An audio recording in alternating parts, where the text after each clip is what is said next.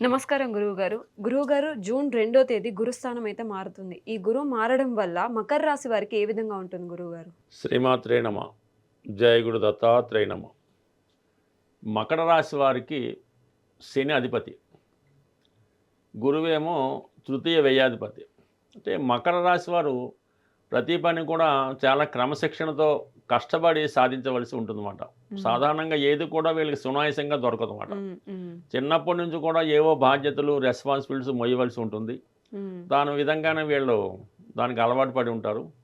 వీళ్ళు ఏం చేస్తారంటే వీళ్ళు బాల్యంలో పడినటువంటి ఇబ్బందులు వీళ్ళు హ్మ్. సంతానం భార్య పడకూడదని వాళ్ళు చాలా క్రమశిక్షణతో పెంచడం జరుగుతూ ఉంటుంది. హ్మ్. సో అటువంటి మకర రాశి వారికి ప్రస్తుతం శని అనుకూలంగా ఉండడం జరిగింది. అంటే హ్మ్. మూడో స్థానంలో శని సంచరించడం అనేది ఒక 1 ఇయర్గా అటు ఇటుగా మంచి స్థితిలోనే ఉండడం జరిగింది. అయినప్పటికీ కూడా వీళ్ళకి మంచి ఫలితాలు రాలేదు. హ్మ్. దానికి కారణం ఏంటంటే గురుగ్రహం జూన్ 2 వెనక్కి వెళ్తే 6వ స్థానంలో సంచరించడం అన్నది వీళ్ళకి అంత ఫలితాన్ని ఇవ్వలేదు. ప్రస్తుతం ఏంటంటే మనకి సప్తమ స్థానం అయినటువంటి కర్కాటక రాశిలో ప్రవేశించడం జరిగింది. హ్మ్. ఇప్పుడు శని యొక్క మంచి ఫలితాన్ని పొందుతారు.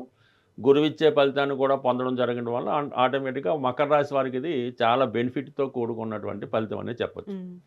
అలాగే ఇక్కడ సప్తమ స్థానంలోకి గురువు రావటం వల్ల వీళ్ళకి ఈ పంచమహాపురుష యోగాల్లో హంస మహాపురుష యోగం అనే యోగం ఏర్పడింది. హ్మ్. సో ఈ యోగ ప్రభావం వల్ల వీళ్ళలో ఉన్నటువంటి టాలెంట్‌కి తగిన గుర్తింపు రావడం జరుగుతుంది. మంచి చెడు విచక్షణ జరుగుతుంది. అలాగే సప్తమ స్థాన ఫలితాలు చాలా అనుకూలంగా రావడం జరుగుతూ ఉంటదనమాట. హ్మ్. సో అందువల్లేంటి వీళ్ళకి గురుబలం సంపూర్ణంగా లభించింది. దాంతో పాటు కూడా ఈ సప్తమంలో ఉన్నటువంటి గురు భగవానుడు మన తృతీయలో ఉన్నటువంటి శనిని కూడా వీక్షిస్తున్నాడు. హ్మ్. అందువల్ల ఎప్పుడైతే ఒక రాశి మీద శని యొక్క ప్రభావం, గురు యొక్క ప్రభావం ఉన్నప్పుడు మాత్రమే హ్మ్. ఆ జాతకుడు శుభ ఫలితాల్ని, మంచి ఫలితాన్ని పొందగలుగుతున్నాడు. హ్మ్. అటువంటి అదృష్టం ఈ రాశి వారికి ఈ జూన్ 2వ తారీఖు నుంచి అక్టోబర్ 31వ తారీఖు వరకు రావడం జరిగింది. సో, హ్మ్. ఒక విధంగా వీళ్ళ జీవితంలో ఒక మంచి మార్పుకి కారణమవుతూ ఉంటది. హ్మ్. ఇక ప్రధానంగా వీటికి వ్యయాధిపతిగా ఉన్నటువంటి గురువు, తృతీయాధిపతిగా ఉన్నటువంటి గురువు సప్తమ స్థానంలో రావడం. సప్తమం సాధారణంగా వివాహం. ఇప్పుడు అవును. సాధారణంగా ఉన్నటువంటి సమస్యల్లో వివాహం, ఉద్యోగం అందరికన్నా. హ్మ్. అయితే ఏదో కారణాల వల్ల ఏంటంటే కష్టపడి పనిచేద్దాం, ఉద్యోగం సంపాదించే వాళ్ళకి చిన్నది, పెద్దది చూడకుంటే మాత్రం అందరికీ కూడా ఉద్యోగాలైతే ఉన్నాయి. హ్మ్. ఈడొచ్చి వివాహం అన్నదే పెద్ద సమస్య. హ్మ్.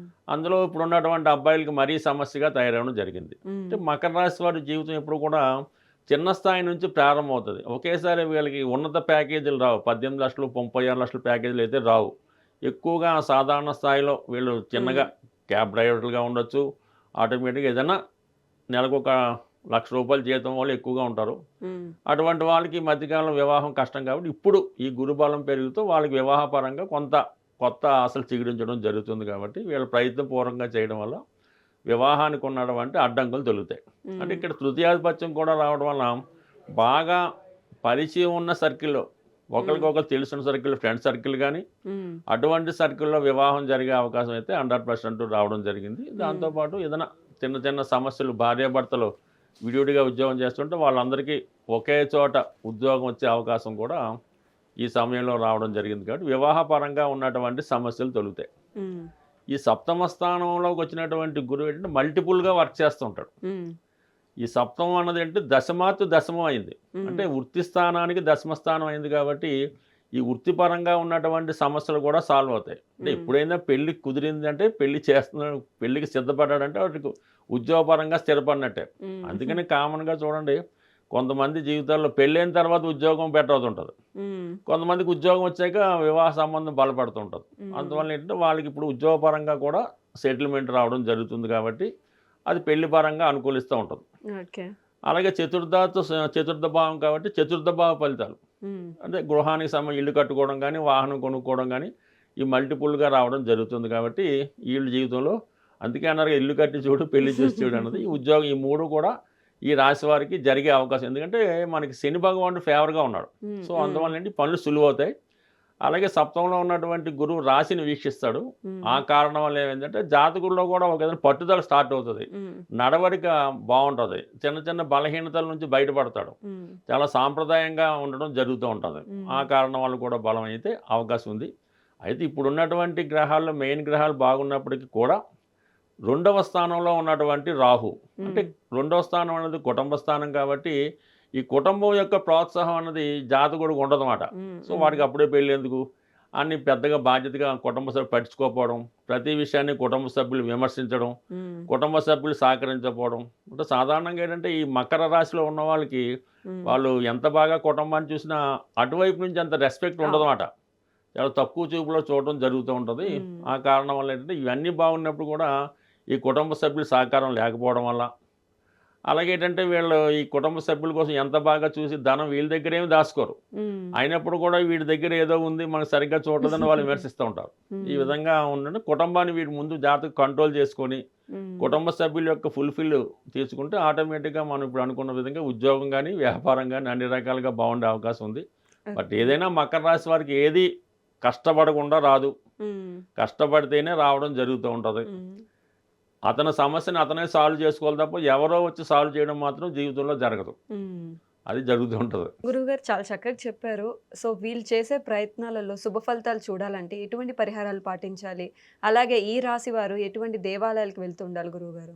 సో ఈ మకర రాశి అన్నది ఏంటంటే సాధారణంగా ఈ రాశ్యాధిపతి శని భగవానుడు కాబట్టి ప్రస్తుతం శని అనుకూలంగా ఉన్నాడు కాబట్టి శనికి ఎప్పుడు కూడా క్రమశిక్షణమైనటువంటి జీవితం ఇష్టం మాట. అలాగే ఎటువంటి వ్యసనాలకి ఉండకూడదు అన్నమాట. అప్పుడు మాత్రమే శనిగ్రహం అనుకూలిస్తాడు. అంటే ప్రధానంగా ఏంటంటే క్రమశిక్షణ అంటే ఎర్లీ మార్నింగ్ లేగడం, చక్కగా ఒక అరగంట 15 నిమిషాలు వాకింగ్ క్రమశిక్షణ చేసి అంటే శరీరాన్ని కొద్దిగా కష్టపెట్టాలి. అంటే పూర్వం అంటే రకరకాల పని చేసేవాళ్ళు ఇప్పుడు ఏం చేయాలంటే కేవలం వాకింగ్ స్కిప్పింగ్ ఏదో ఒకటి చేయడం వల్ల ఒక 15 అరగంట చేసుకొని దాని తర్వాత మిగతా పనులు చూసుకుంటే శని భగవానుడు ఆటోమేటిక్ సహకరిస్తాడు. దాని తర్వాత ఏంటంటే ప్రధానంగా మీ కుటుంబంలో ఉన్నటువంటి వృద్ధులు అమ్మమ్మలో తాతయ్యలు ఎవరో ఒకరు ఉంటారు. వాళ్ళకి కనీసం ఏ అవసరాన్ని గమనించి వాళ్ళని ఒకసారి బాగున్నావా ఏంటి అని అవసరం ఉందా ఈయన తెచ్చిపెట్టాలా అంటే మీ కుటుంబంలో ఉన్నటువంటి పెద్దల్ని కొంచెం జాగ్రత్తగా వాళ్ళకి సేవ చేయడము లేదంటే హెల్ప్ చేయడము వాళ్ళకి సంతోషం కలిగించేలా చూసుకుంటే సరిపోతుంది.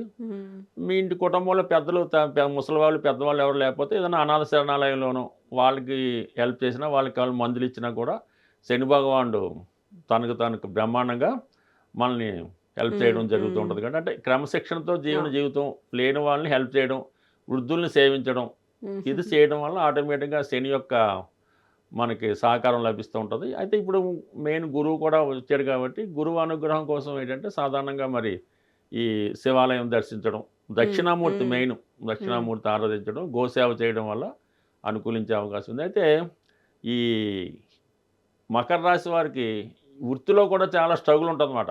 వీళ్ళు ఎక్కడ ఏ సంస్థలో జాబ్ చేయనట్టు కొలీగ్స్ నుంచి సహకారం ఉండదు, ఎంత కష్టపడ్డ యజమాని నుంచి సరైనటువంటి ప్రోత్సాహం ఉండదు. కాబట్టి వీళ్ళకి కుజుడు బాధకుడు అవుతుంటాడు.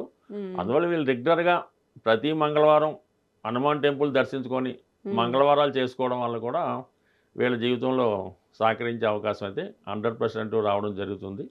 బట్ ఏదైనా వాళ్ళ జీవితాన్ని వాళ్ళే సరిదిద్దుకోవాలి తప్ప ఎవరో వచ్చి మాత్రం చేయరు.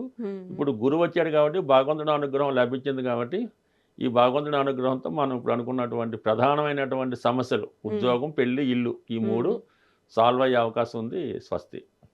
చాలా చక్కగా వివరించారు గురువు గారు. ధన్యవాదాలు.